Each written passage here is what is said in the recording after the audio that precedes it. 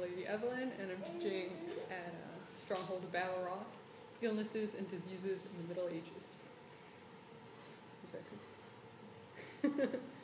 In order to really look at illnesses and diseases in the Middle Ages, you have to look before the Middle Ages, into like ancient Egypt and ancient Greece, back in BC. In Egypt, the life expectancy was about 40 years. There's signs of dental problems and malnutrition and tuberculosis and leprosy. The Egyptian physicians were magical medicine men, and they had texts that we still have like in libraries and museums. They used mostly religious incantations and revolting ingredients such as cat dung and cooked mice and stuff to try and make the evil demons leave because no one wanted to be near that gross stuff. So then, in ancient Greece, the life expectancy was a little bit longer. It was about 45 years. They had less dental problems because they had a better diet, but they had more venereal diseases and things that became epidemic, like dysentery and smallpox, because a lot of people lived closer together and built cities that weren't very good in sanitation. But Hippocrates started schools, and they first began to apply scientific method to things. So if this guy got sick, and then everyone he knew got sick, then apparently that's spreadable. If this guy gets sick, but his family doesn't get sick, then that's probably not spreadable. And it worked the same way with treatments. They would try treatments, and if it cured this guy and this guy, then it would probably cure this guy. If it cures this guy, but not this guy, then maybe they're different diseases with the same sort of symptoms. So they first started to look at stuff like that. They would look at people. Ancient Greece physicians were given prisoners that had done bad things to practice medicine on and to try and cure and to do surgery while they're still alive and figure out how the body works. And they would flay people open and be like, oh, look, his heart's pumping. That's pretty neat. And so that's how they could learn about stuff like that. And they came up with the 4 humors of the body, the black bile, blood, phlegm, and yellow bile.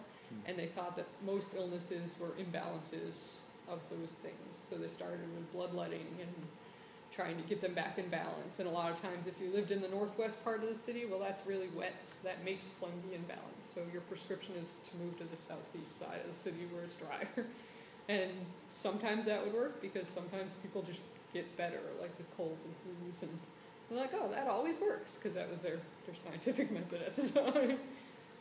So that was ancient Greece. And then the church came along in the beginning of medieval times, the part that we remember. And the church said it is now unholy to practice on living people. No more autopsies, no more touching dead people, that's gross. Monks can no longer practice medicine, which was a big detriment because monks had all the books and all the texts from ancient Greece and ancient Egypt, and now they're the only people that can't practice medicine, even though they're the ones that know the most about it. So a lot of people were just people that could try things, gardeners and stuff that had herbs, and they're like, well, I'll try it. Sure, why not? So that was why it was sort of the Dark Ages, because they weren't advancing medically. They said that the deadly sins were the causes of all illnesses, and they caused people to re-examine their life. If you have the plague, what did you do? You're obviously a bad person. So people would then disown that person, assuming they did something really bad, and that's why they got the plague. So then they're going to die by themselves, because no one wants to be near a sinner. They had really common diseases there, like the flu and the cold, and a lot of times people just got better, and they said, yay, the church cured them, God forgave them because they confessed their sins and now they're better, even though they would have gotten better anyway. And then like babies and elderly would still have a hard time with cold and flu, and some of those would still die. And they're like, oh, the child was evil and he was supposed to die. They had a lot of diseases such as like dysentery that were caused just by bad living conditions. They didn't have toilets and plumbing, and no one washed their hands. They had contaminated food, and you grow your vegetables next to the pen you keep your cows and pigs, then it's going to get contaminated by stuff, and they didn't know how to wash things.